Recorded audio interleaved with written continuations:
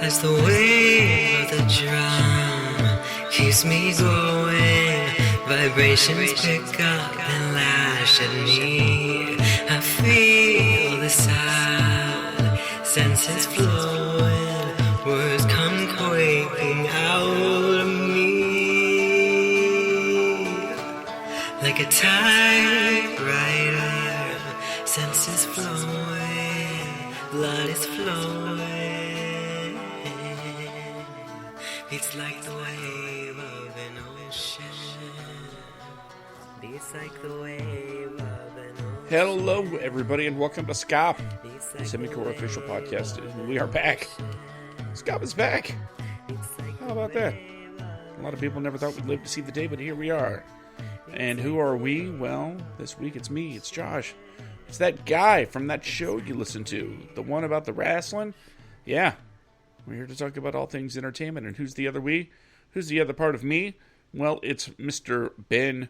Ben, the other guy from the show about wrestling, the Backstage Slam. Maybe you listen, maybe you don't, but here we are. We're going to talk about movies and stuff. Ben, what's up? Not much. I just want to say the intro for the podcast was super loud. I got scared. Was it me or was it the music?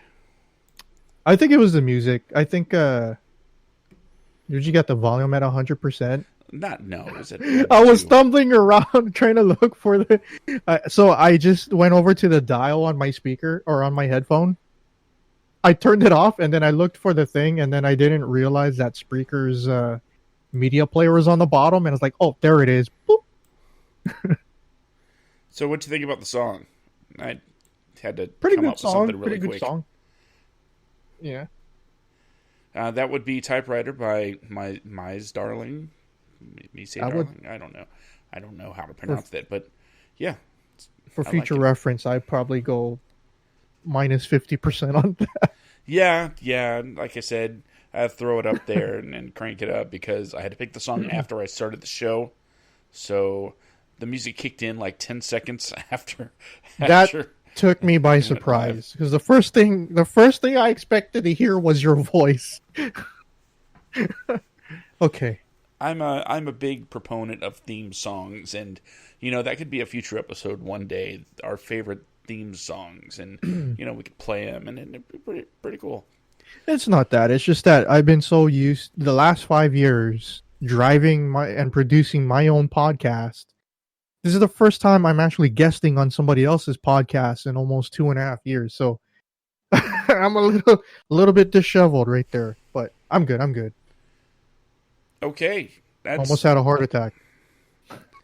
I didn't know that you didn't make the rounds, man. Let's see. Last time I guested on a podcast was 6 days ago, talking about kind of the opposite, sort of the inverse of this topic we're talking about tonight, the best of 2019. The topic that they talked about was the most anticipated movies of 2020. I got a list ready. I was ready to go. And turns out, it's like, here's 5 movies that are coming out, and how do you feel about it? And I was like, okay, I over-prepared, it seems. But, yeah, I'm going to give a shout-out to Kente Ferguson, good friend out there on the left coast, locking it down with indie radio. Love that guy to death. And, yeah, I was very happy to be featured on that part of his 24-hour podcasting marathon. And you might know him also from another show that I do, if you keep track of me, Cinema du Fromage, where we talk about cheesy movies. So, a lot of fun. Now, the way we're going to do this is we're going to talk a little bit of television, talk a little bit of movies, and really talk about the things that really stood out to us in 2019, our favorite things of 2019. And I will go ahead and get us started with, let's just go right into the television. And the first thing that really stands out to me, if you have anything you want to say about one of my shows, feel free to chime in. But the first one on my list, The Marvelous Mrs. Maisel. It is a show that has been on Amazon Prime. The third season, premiered a few weeks ago. And I caught on to it about maybe 2 weeks before the third season premiere, and was completely blown away. So by the time that I finished the first 2 seasons, I was like, oh, the third season is dropping soon, because I saw it. I went to the movies, saw an ad for it before the show, the movie that I was watching, and I've heard of the show, but I didn't know what it was about, really, other than, oh, she's a stand-up. So it's about a female stand-up. Big flipping deal, right, in 2020, because everybody's a stand-up. But when I saw that it was a period piece set in, the 50s, 60s era, I was like, oh, okay, I'll give it a shot. So I watched the first 2 seasons and finished that up, and I'm like, there's no more episodes? Oh, I have to wait, how long? 2 days? 2 days, that's too long. And then the third season came out, and I watched that, and I was blown away. It was just awesome. It was an amazing show. And when I finished that, and each season's like 8 episodes, when I finished that, I was like, oh, geez. Oh, geez. Kind of like when you eat, all of the cookies. Yeah. And you wanted to save some for later, but you just went ahead and ate them all anyway, and you're looking at an empty plate like, what have I done? So now I have no more The Marvelous Mrs. Maisel to watch. And I'm sad because they left it on such not necessarily a cliffhanger, but the note where you're just screaming at the TV like, what happens next? See, here's the thing. Out of everybody I know personally, you are like the most serious when it comes to consuming TV and movie content. Well, critique wise. I think. Critique wise. Mm-hmm. And you are not the only person that I personally know that has said, you gotta watch this show. And you told me about this show like a month ago, and I still haven't got around to it, but it's on my list. But the way that you described that show, the feelings you got, leaving you wanting for more. I also recently just watched something 2 weeks ago that I haven't started watching until now.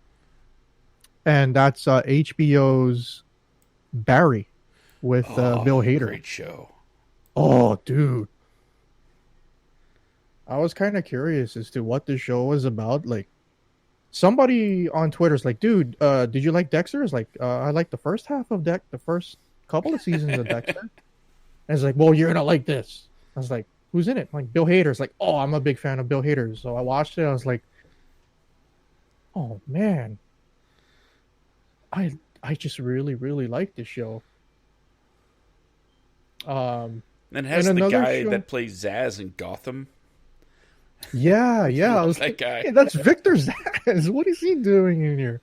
And then another show that that I most recently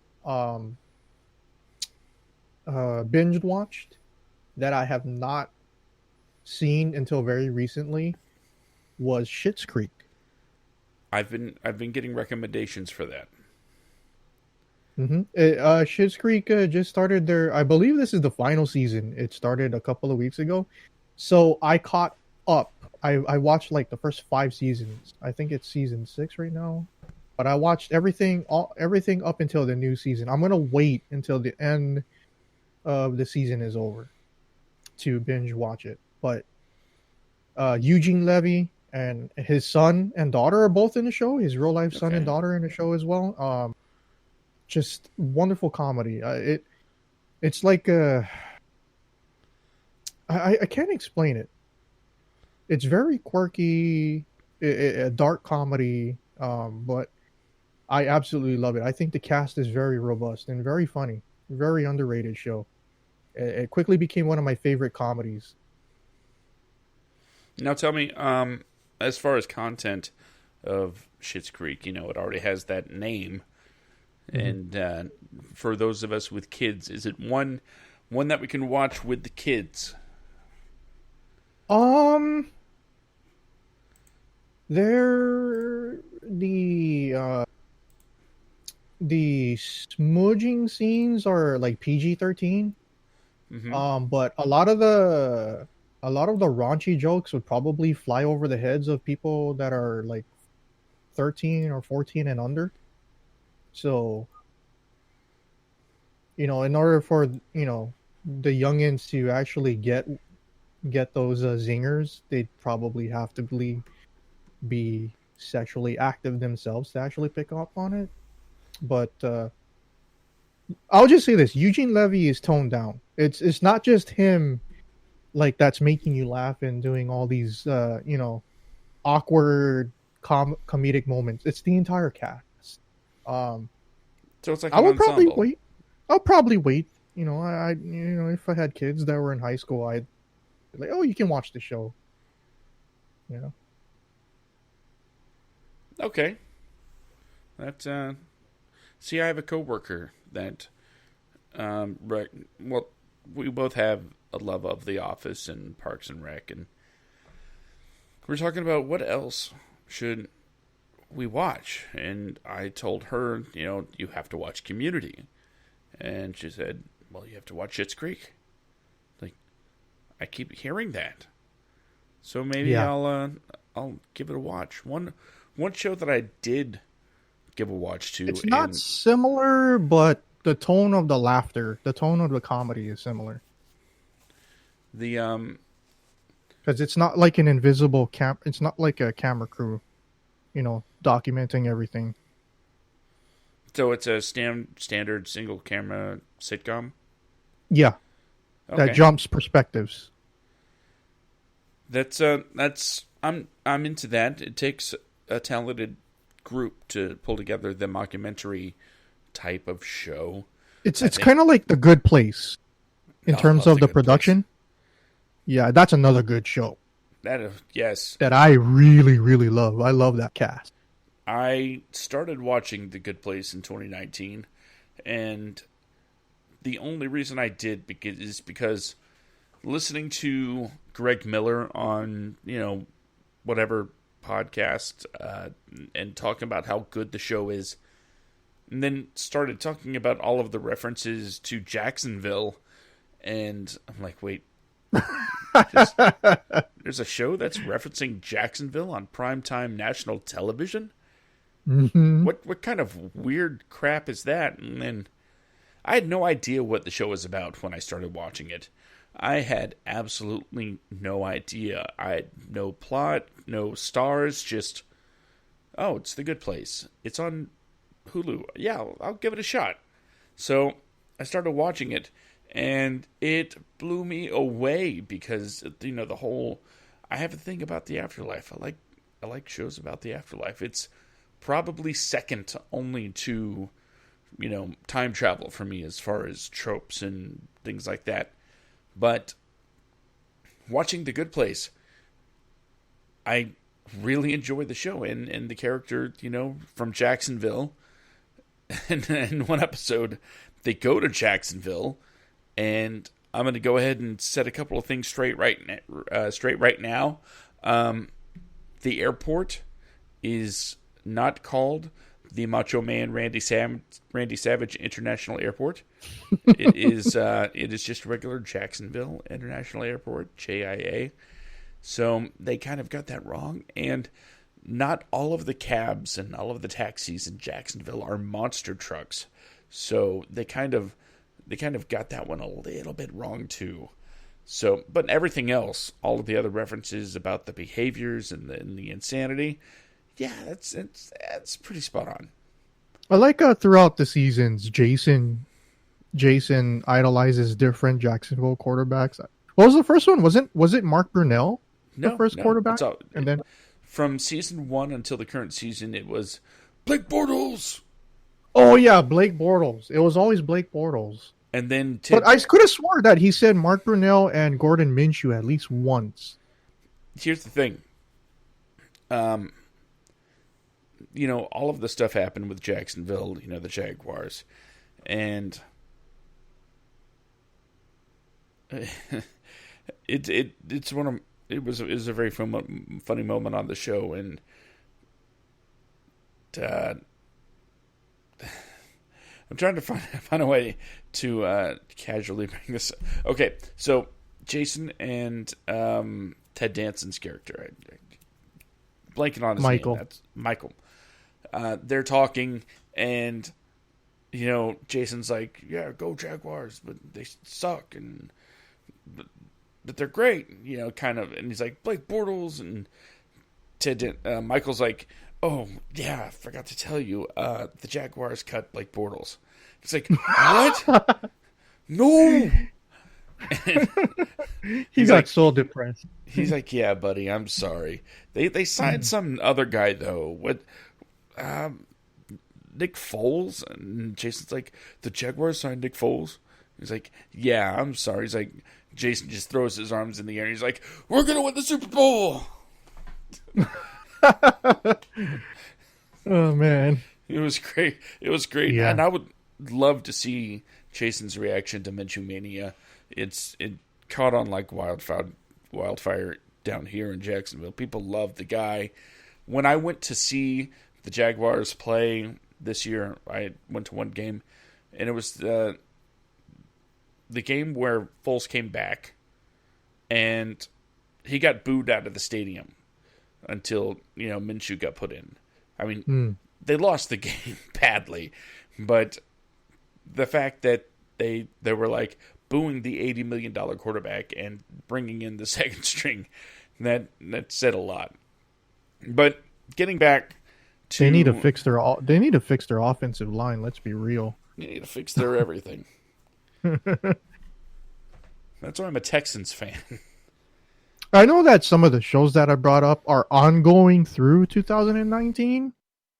I'm on Google trying to look. That's something that actually came out in 2019. I have no idea. Actually like. I haven't watched Watchmen yet. That's on next week's binge. I haven't got through Watchmen. Watched Watchmen. So the next couple of shows that I got is Chernobyl. That came out in last year that I have not gone through yet. That's the very next one. Then I got Watchmen, and then I got C from Amazon, starring Jason Momoa. It's supposed to be like a Game of Thrones type of fantasy thing, exclusive to Apple TV. Okay. So those are the next 3 shows I got on my docket. Now, the best of for me continues mostly because of Hulu. I am a Hulu subscriber, and after you finish watching every episode of a show, they're like, "Hey, we're just gonna go ahead and start this next show, and we don't care if you like it, if you hate it, but we kind of get the feeling that since you just finished something like it, maybe you'll like it, Yeah. And a couple of times it happened where I started watching a show that Hulu just started playing. And one of those shows is Blackish. I know I am several years late to the party when it comes to Blackish. And, it is several seasons in, but I just started watching it in 2019. So, counting it. And it is an amazing show. There is, Anthony Anderson. What kind of show is it, and who stars in it? It's a family sitcom starring Anthony Anderson, and at least that's the big name lost for a me. lot of weight. Yeah, he's sitcom dad body type now. So I saw him for the first time in like 8 years in a picture last year. I was like, holy crap, that's him? Yep. And the thing about the show is it's 8 parts sitcom 2 parts history, because it goes into topics about African American culture, community history, and Interesting. does little, side pieces that explains like the backstory of this or that, and goes into the history of it. So it's basically backing up or explaining why, this family behaves in the way that it does. Not just because of not just because of the character traits and their personalities, but as culturally speaking, this is the history of why this is a thing, and that's explained a lot. And in fact, forgive me, I don't remember the name of the mom of the show, the actress, but in 2019, Blackish got a spinoff called. Oh, is it with Mark Paul Gosselaar, Mixish? Yes. That's also in my top 10 to watch. So I'm gonna add Blackish to that too. Yeah, I think I'm gonna start. I think I'm gonna start Blackish first and then get into it. Yeah, because then you'll know, the black mom, white dad for Mixish, right? Right. Okay. Interesting. So it's for them. She's telling the mom from Blackish is telling her story about growing up, being mixed race and having a black parent and a white parent in the 90s. Yeah. And it was funny because I was watching the credits for Mixed-ish, and it said Mark Paul Gosselaar, and I'm like, Zach Morris is in this? I've watched this, for like 6 episodes now. Who does Zach Morris play? And then it showed the dad, and I'm like, Zach Morris is a dad on TV now? Whoa. He had a vampire show. I think it was on Fox last year.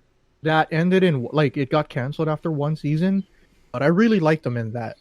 I can't remember the name of that show. Yeah, I don't think I'd heard of that one. Yeah, it was a pretty good show, but it got canceled after 1 season. The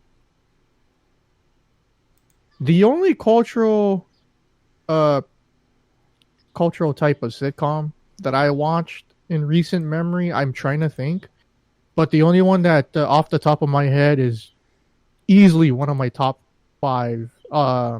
And I don't know if it got announced for a new season yet. If it is Mr. Iglesias, starring Gabriel Iglesias. Oh, that was such a good show. Yes.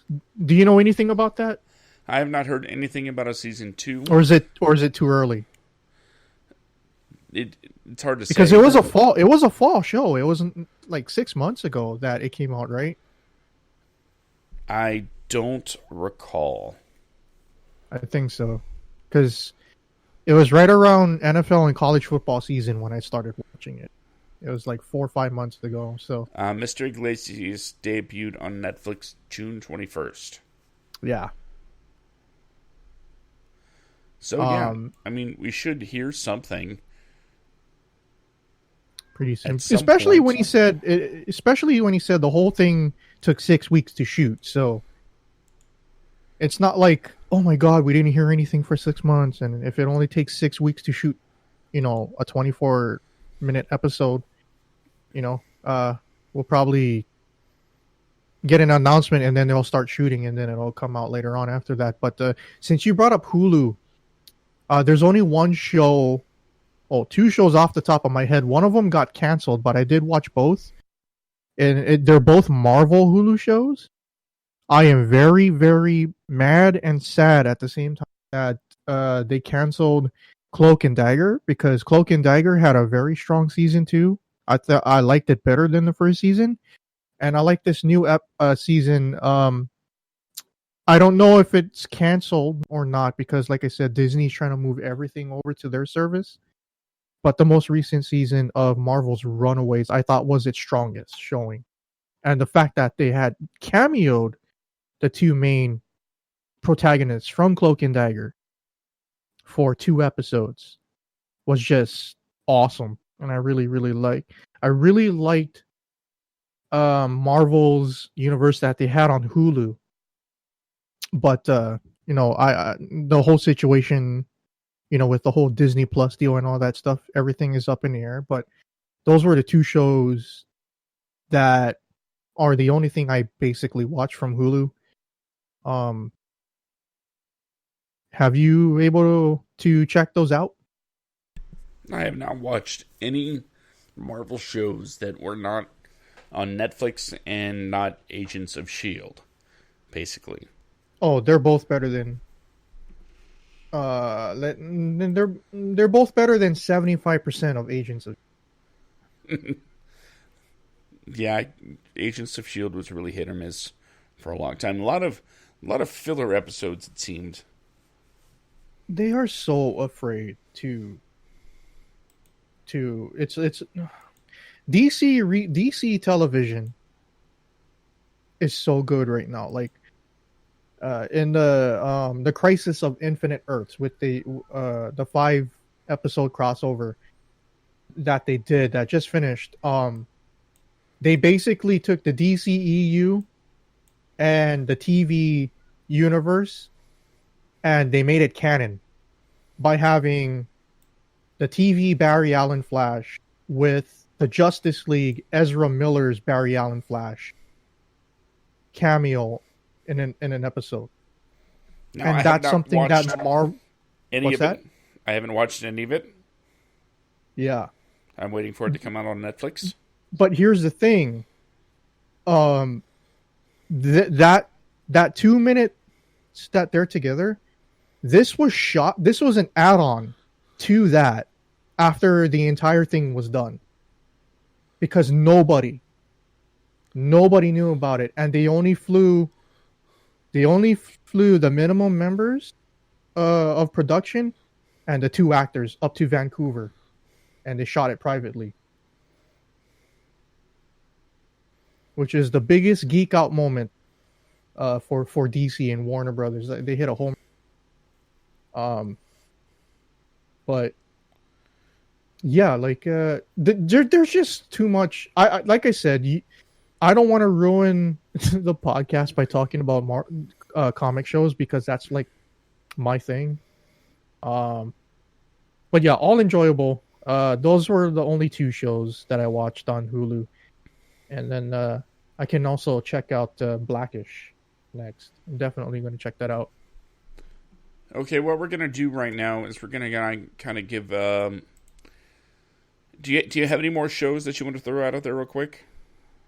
Let me see. I like the Stranger Things. Mm-hmm. I thought it was the best season of Stranger Things, personally, for me, that came out last year. Let's see. The Mandalorian. Oh my God, The Mandalorian. The never-ending story. the Okay, I'll stop. Oh man, what's the name of that show? I just watched it last night. Oh, The Chilling Adventures of Sabrina, season 3. Mm-hmm. Even though it's shorter, the best one yet. Highly recommend that. Season 2 of Sex Education on Netflix. Better than the first season. Let me see. Brooklyn Nine-Nine's back, although on a different network. I love it. And off the top of my head, The Dark Crystal prequel on Netflix. One of the biggest highlights for me on TV. Okay, I'll do my quick rundown. The Masked Singer was and Jack Ryan. Jack Ryan was my top show. Certified phenomenon, and I enjoyed watching that week after week. Russian Doll, a Netflix original series, that was trippy, and I really enjoyed it. Russian Doll. I kind of wish it was nominated for more things, like any things, because it was a really good show. The Boys. That came out last year, right? Yep. Well, I watched it last year, and I thought it was a really different take on, superhero shows. And I really enjoyed it. You know what's funny is that they watered down. The show is watered down from the source material, man. That's crazy, ain't it? Yeah. Once you told me that, I was like, how in the world do they tone that down? How is that the toned down version? And then you told me some of the things that happened, and I was like, yeah, that's pretty toned down. I can't wait for the Tick and the boys to come back. Another show that I really loved was Good Omens. Yeah. I unfortunately don't think there's going to be a second season. No, that's it. It doesn't deserve it. It Because fit the entire book in just that short amount of time. It fit the entire book and the notes that they had for this, the sequel. So, oh my God, you're talking about Amazon? I just forgot. I skipped over a show that I was supposed to watch before Fleabag? Sabrina, and it was Carnival Row. Oh, I did not watch that yet. Fleabag was good. Really enjoyed Fleabag. Yep. It's not necessarily what I think is, the greatest of things, but I get it. I understand Kimmy why Schmidt? people love it. Kimmy Schmidt, new season. Unbreakable I Kimmy, like that. Kimmy Schmidt was a great show. Yep. Got a little weird in the last season, and I don't think that's a bad thing. Yeah. Let's see. What We Do in the Shadows on FX. Taika Waititi. I heard that was good. Oh, it's so good. I got to put that on my list of things It to got watch. renewed, dude. It got renewed. I'm trying to think, is there anything else that we could add? AEW premiered in 2019. But that's a topic for a different show. The Backstage Slam, we do that every week. Don't forget to tune into that. Download on all of your favorite podcatchers. But I'm not really seeing anything else. Oh, one. It was the other Hulu recommended thing. The Witcher. I haven't watched The Witcher. Oh, dude. You gotta. The other Hulu recommended thing that I just started watching because it said, hey, you're watching this, was American Housewife. I did not know what it was, did not know what to expect. But as soon as I saw Dietrich Bader, I was like, okay, I'll give you a shot. And I really enjoy it. It's not necessarily a guilty pleasure, but the show is kind of a formulaic sitcom. Once you have it tracked, basically what's going to happen. It has a few surprises in store for you, but for the most part, the characters stay subtly the same, with a few signs of development as the seasons roll on. But that's a show I started watching in 2019. Okay, Nice. Television done, out of the way. We're gonna hit our movies and hopefully do it. This is where you're going to overshadow me because you've seen way more movies. 46 films watched in 2019, and most of them pretty darn good. Gotta say, though, I only went to the movies 5 times, so most of these were watched from home. So once I say something that you want to, chime in on, just go right ahead like we've been doing. So we're going to start... We'll start at the beginning. I Am Mother. That was an interesting movie. Very weird sci-fi tale about a robot raising a kid. I enjoyed it. Fighting with My Family. The movie about pro wrestler Paige's life, her family life before WWE. I had some kind of mixed feelings about it, especially when it comes to the stuff that you can actually look up, or if you're a wrestling fan, hey, she was NXT Women's Champion, and they don't touch any of that. They'd make NXT look like it's like some sort of underdeveloped farm league, and that absolutely nothing happened in NXT. So that was weird. And when you see her debut on Raw side by side with her Raw debut in the movie, you notice, very clear, very, very clear differences. And, it could have been better. See, Captain Marvel came out in 2019, said superhero movies are your thing. Yep. A lot of people hated it. I enjoyed it. I thought it was weird? so-so. I mean, it was a Marvel movie. That the worst they've ever done is okay. I like Shazam better than Captain Marvel, and I know that's going to cause a lot of controversy. That's for me also just saying that. I put it on the same level, basically, and I think that's a compliment for Shazam. Detective Pikachu was the most underrated movie that came out last year. Underrated. Yeah, Fool, I love that movie. movie. 4 stars. I love that movie. Detective Pikachu was truly, as I put it in my review, it was the Pokemon I never knew I wanted. The Pokemon movie I never knew I wanted. And it was great. Did you see the Peanut Butter Falcon? Ben? Sorry, say again. I had to mute my microphone. Did you see the Peanut Butter Falcon? Not yet. Yeah, really good movie. Very, very, very soon. I will. And for those that don't know, it's about I don't want to say a kid, but a young man with Down syndrome is being basically, he was court ordered in like an old people's home. So he'd have people there to take care of him and his needs. And he escapes, and he wants to be a pro wrestler. So you can tell why this kind of falls like right in our wheelhouse. Yeah.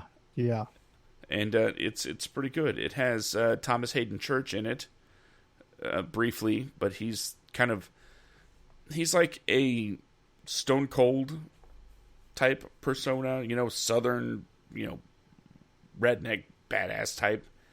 That's who the guy's going to go see about training, and that's the journey they're on. Let's see. Yesterday, a movie about the world suddenly forgetting the Beatles existed. Thought it was pretty good. Could have been better, in my opinion, but I enjoyed it. John Wick 3 came out. Yep. I thought it was a really good way to continue that story. Hopefully, it'll keep going because I love me some John Wick, man. See, John Wick, Alita Battle Angel. I like that. Alita Battle Angel was really good. I had no idea what it was. Anything that's Japanese anime or manga related, because that's another one of my hobbies. I'm definitely going to take a look at it. I really enjoyed it without having any idea what the source material was, but you could definitely tell the anime not only influences but the source material. It shone really well in that.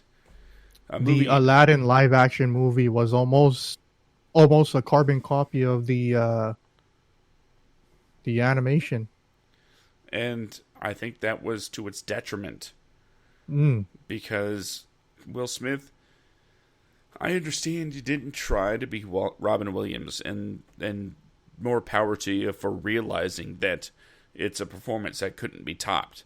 But the thing to remember is it's a performance that can't be topped. So perhaps doing it was just not a great idea. It still was a really, really good. A movie that disappointed me was Brightburn. I thought it was intriguing. I think the premise hooked me, but the delivery, I don't know. Just, There's only one movie that gave me wet eyes last year. Not full on crying. A tear didn't drop, but my eyes got swelled up with water. And that was How to Train Your Dragon: The Hidden World. I have Because it not was the seen last that. one.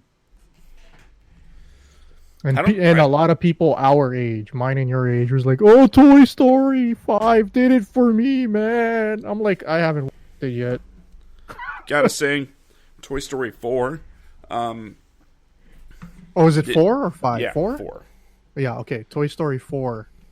Everybody said, "Oh man, it's gonna put the most macho man down on the ground, man." I'm like, really? No, not even close. Toy Story 3 floored everybody. Oh yeah. Especially the scene. You know the scene. Mm-hmm. And 4 doesn't even come close. I'm not saying it shouldn't have been made. I'm just saying the emotional gravity wasn't there after what they did in 3. Yeah. I seen Ad Astra. I think that's the first disappointment to me, and it's only because there's so much Ad Astra type of stuff that's coming out on TV, whether it be live action or on Japanese anime. And I just, by that point, I already had seen like 8, 9 Ad Astra stuff. Content before I actually seen the movie that just came out. I was kind of let down by it, but it was only because I got desensitized by that genre. I saw Gemini Man. I'm going to see that pretty soon. Then I won't tell you how I thought about it. I really, really like Spider-Man: Far From Home. I loved it. It was so It's my good. second favorite Spider-Man movie. It was so good. The way they did the Mysterio effects. I liked it better than Endgame. I'm going to be honest. It was definitely more enjoyable than Endgame. In our opinion. But yeah, Spider-Man: Far From Home was definitely a fun watch. As well as, and this is going to sound crazy, Dora and the Lost City of Gold. I did not watch that. I, strangely enough, enjoyed it. I enjoyed Hobbs and Shaw. Hobbs and I Shaw like that. was definitely a worthy spin-off of the Fast and the Furious series and the movie series. And you know what else? Adam Sandler came out with 2 movies last year. I have that on my saved list. It's on Netflix, right? One of them is Murder Mystery. It's Yeah. on Netflix. I thought it was very enjoyable. Is that the one with Christina Applegate? No, it's the one with Jennifer Aniston. Or Jennifer Aniston? Okay. Yeah. I thought it was good. These two work very well together. And the other one, of course, being Uncut Gems. Oh, he's in that movie? He's the star. Oh, okay. And the fact that he wasn't nominated for an Oscar is... Oh, it's a serious movie? Not a yeah. typical? Okay. Yeah, it is. I gotta check that out then. It is crazy good. And long story short, no spoilers, but you know, he's in the diamond business and he likes to gamble. So there are a few points in the movie where he's watching, you know, these games, and typically when it comes to sports stuff, you know, that's not, you know, I like The Replacements. I like movies about sports, but if it's people talking about sports, I kind of lose interest pretty quick. But for this, it made a basketball game seem like the most riveting thing in the world. And I'll be honest, when I watched it, afterwards I said, okay, step aside Tarantino. We have a new contender for best screenplay. because it made me care about freaking basketball betting. It was nuts. Can't tell you anything else. It is just so, when you watch it, as soon as you're done, send me those emojis because I know they're coming. A big surprise for me last year was Always Be My Maybe. Yeah. Was it Randall Park? Randall Park, yep. Huge fan. I was not expecting it to be so good. I think that movie's getting a spin-off, I think it is. I hope so. In fact, I want an album, straight up, a full album from his fake band Hello Peril. That was such a good movie band that they have the songs on Crazy Rich Spotify. Asians. Is that 2019 or 18? I think that was 18. Okay, because I only got to it a couple of months ago. I know there is a sequel coming to that. Yeah. I just recently found that out too. I'm really high on that movie. Unfortunately, a movie that I can't be really high about, Six Underground. Ooh. The Ryan Reynolds led, directed by Michael Bay, Netflix feature. I mean, that's kind of like my, it's 2:30 a.m. I don't go to bed till 7. What do I do? Oh, I got some popcorn. Let's go and watch this movie. That's it's a guilty pleasure film for me. Here's two movies that disappointed me. That's gonna make me. It's the main reason why I haven't watched the final Rambo Last Blood. Yeah. The reason why I'm scared of watching Rambo Last Blood is because of how pissed off I was after watching X-Men Dark Phoenix and Terminator Dark Fate. I absolutely hate those two movies. It's just trash. I still haven't watched X-Men, and that amazes me, the fact that I haven't watched it. I've tried watching it a few times, but I just can't get over that opening. It's boring, dude. It's so boring. It's the most boring X-Men movie ever. It's boring. Literally, I'm going to tell you what. Spoiler alert. Fast forward to the last 25 minutes of the movie. That's it. You know what?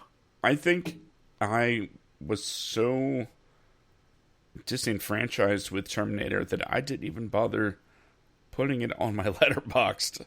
I did not record the fact that I watched it.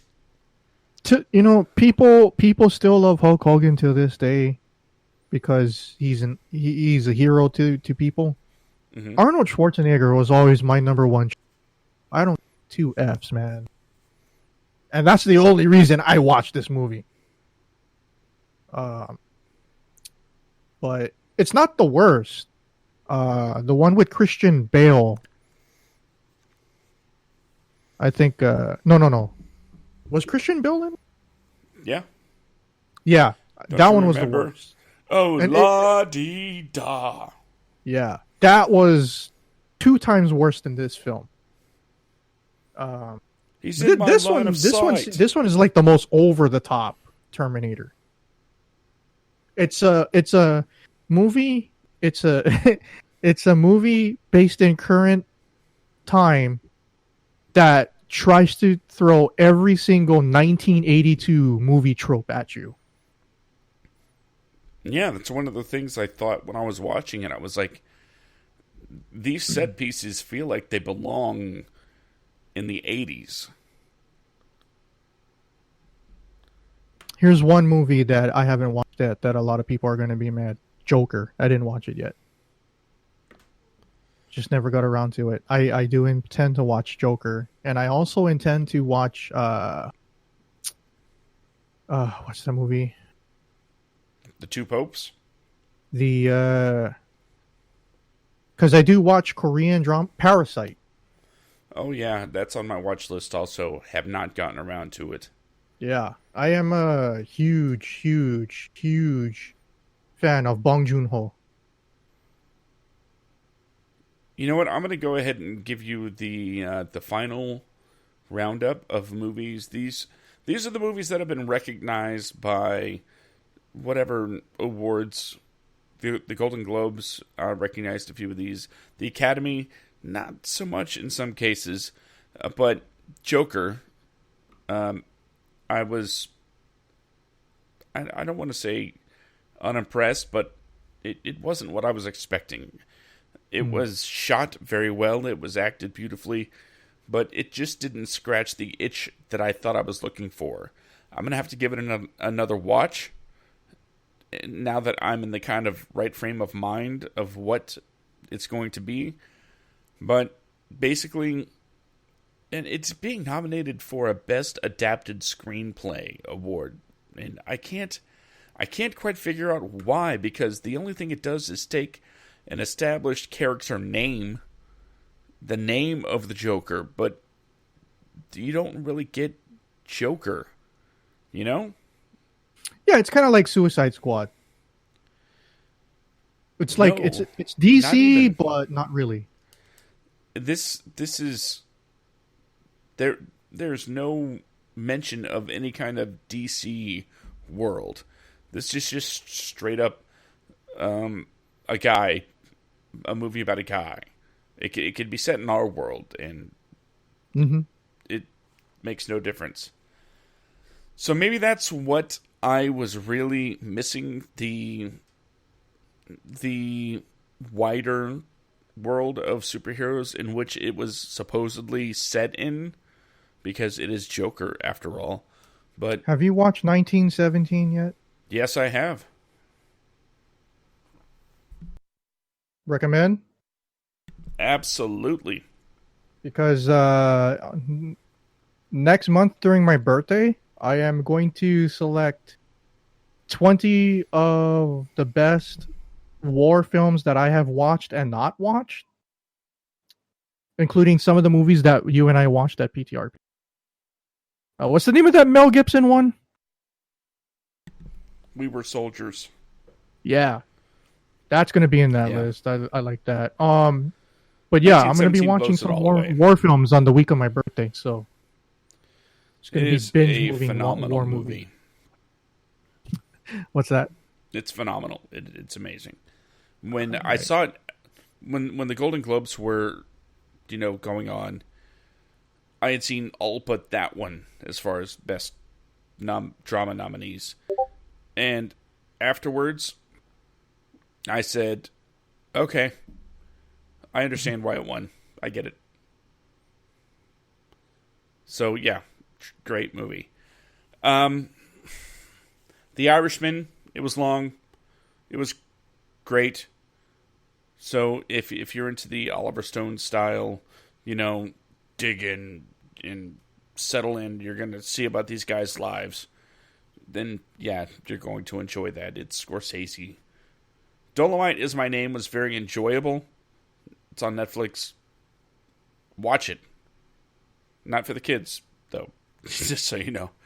Knives Out was a wonderfully done whodunit, and I would recommend it to anybody that's into mysteries. Beautiful Day in the Neighborhood. Tom Hanks plays Mr. Rogers. What could go wrong? Well, to be honest, the movie's not about Mr. Rogers. Just so you know, if you're looking for a movie about Mr. Rogers, this is not it. Spoiler, it's about a reporter that's doing an article on Mr. Rogers. And I'll leave it at that. Jojo Rabbit. An amazing movie that should be getting tons of recognition. I was pulling for that kid to win the best whatever he was up for. And other than that, I think the only thing that you and I have common interest in is really Jay and Silent Bob reboot, which I saw. And I didn't get to see that yet. so I won't go into that, but if you're a Kevin Smith fan, by all means, if you get a chance to check it out. Hey, he did say the View Askew universe still lives, so Yeah, more movies coming out. that'd be awesome. Yep. And finally, maybe the movie that we've been avoiding talking about. I don't know how you feel about it, but Star Wars: The Rise of Skywalker. Boo. It's not Star Wars, it's Disney Star. That's all I'll say. Oh, one more. Yeah. Marriage Story. Brilliant. I'm actually watching that tomorrow night after the Royal Rumble. And that TV show where Paul Rudd plays a twin as himself or something. Oh, where he clones himself. Yeah. I'm going to watch that and Marriage Story tomorrow night. Question, does El Camino count as a movie released in 2019, like a movie, or is it like TV movie? It's hard to tell. I'd count it. Okay, I watched that. It gave me the Jesse Pinkman story that I wasn't really looking for. So, the biggest serious movie that I watched last year before I go is The Farewell with Awkwafina. I'm a big fan of Awkwafina, but I have not seen that. Yeah, The Farewell was a really good. It's a dramedy. Okay, like if I had to say, like, imagine if Judd Apatow did an entire movie based on an Asian family instead of the usual cast that he likes to put into his movies, which include his wife and other people. But I really liked it. Okay, well, speaking of liking things, why don't you tell people where they can follow and like your tweets? You guys can follow me at YoBroMMO on Twitter. Again, I apologize. This is the first time I've been on somebody else's podcast in a while, and it's kind of like a last minute, hey, can you come on thing. I will be watching more serious movies. Definitely I will. So I will be able to talk on Josh's level about movies. So give me some time, folks. Give me some time. Okay, that's fair. You can always find me on Twitter at skitcomic, SKITCOMIC. That's my handle for pretty much everything. So if you want to find me on Xbox, PlayStation, or whatever, just look up skitcomic. I'll be there, usually playing some Apex. Now, I'm glad, very happy that SCOP has returned. It is back. There are other shows that I want to come back as well. Pro Noobs is coming back. Don't know exactly when. Don't have an exact start date for that yet, but I am working on it. But you can find SCOP, the Semicore official podcast, here every week, dropping generally Saturday, Sunday, and around the same time we do another show called the Backstage Slam. So if you're into pro wrestling and you like hearing our voices, by all means, check out the Backstage Slam. It is something we are both very passionate about. We just did our Royal Rumble picks. So if you are trying to put some money on the Royal Rumble, don't, because it's fixed, it's rigged, it's all predetermined. Do it on the Super Bowl, folks. Do it for the Super Bowl, San Fran. Yes, do it on sporting events where, well, no, I'm not even going to go there, because guess what? The NFL is rigged. It's fixed. It's fake. It's predetermined. And the only ones that don't know are the fans. Anyway, this has been Semicore official podcast numero uno for the reboot in 2020. I am Josh. That over there, that has been. I hope you all have a great night. Hello.